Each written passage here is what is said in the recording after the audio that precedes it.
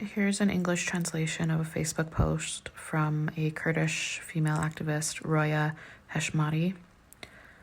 She resides in Tehran, Iran, and she was sentenced to 74 lashes for refusing to wear her hijab.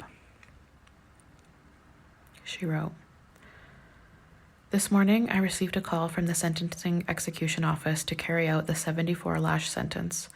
I promptly contacted my lawyer, and together we proceeded to the 7th District Court.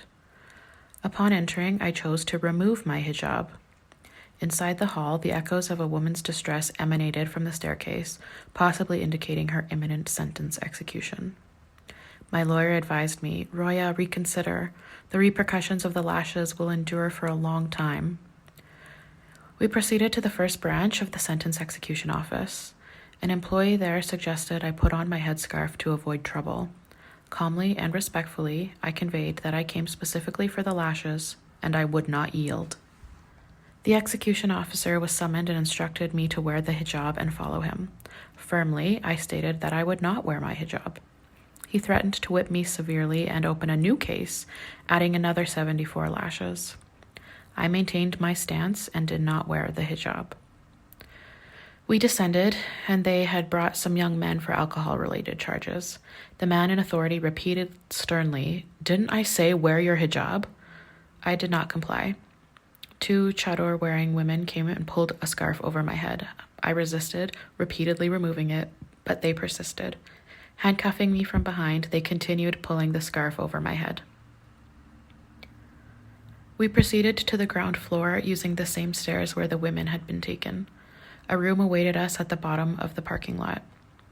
The judge, the execution officer, and the chador-wearing women stood beside me. The woman seemed visibly affected, sighing several times and expressing understanding, saying, 'I know, I know.' The judge smiled at me, reminiscent of a character from Bouffecourt. I averted my gaze from him. The iron door creaked open, revealing a room with cement walls. At the bottom of the room, there was a bed equipped with handcuffs and iron bands welded to both sides. An iron device resembling a large easel, complete with places for handcuffs and a rusty iron binding at the center, stood in the middle of the room. Additionally, a chair and a small table, hosting an array of flogs, were positioned behind the door. It resembled a fully equipped medieval torture chamber. The judge inquired, 'Are you okay? Do you not have any problems?' As he wasn't talking to me, I remained silent. He then stated, 'I am with you, madam.' Once again, I chose not to respond. The executioner instructed me to remove my coat and lie on the bed. I hung my coat and scarf from the base of the torture canvas. He insisted, 'Put on your scarf.' I firmly replied that I wouldn't. 'Put the Quran under your arm and do what you have to do.' The woman urged, 'Please don't be stubborn.' She brought the scarf and pulled it over my head. The man retrieved a black leather whip from the collection behind the door, wrapping it around his hand twice as he approached the bed. The judge cautioned not to strike too hard. The man commenced hitting my shoulders, back, hips, and legs. I refrained from counting the number of hits.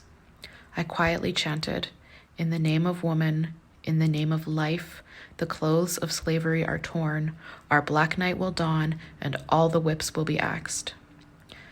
The ordeal concluded. I ensured they didn't perceive any pain on my part. We ascended to the judge for sentence execution. A female officer trailed behind, cautious of my scarf. I discarded my scarf at the branch door.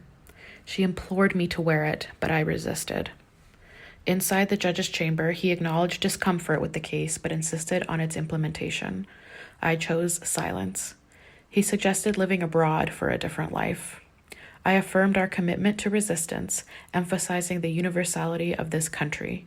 He insisted on legal adherence, and I urged the law to fulfill its role while we persist in our resistance.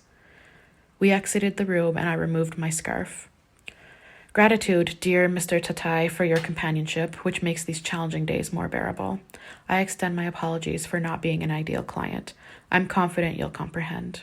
Thank you for everything.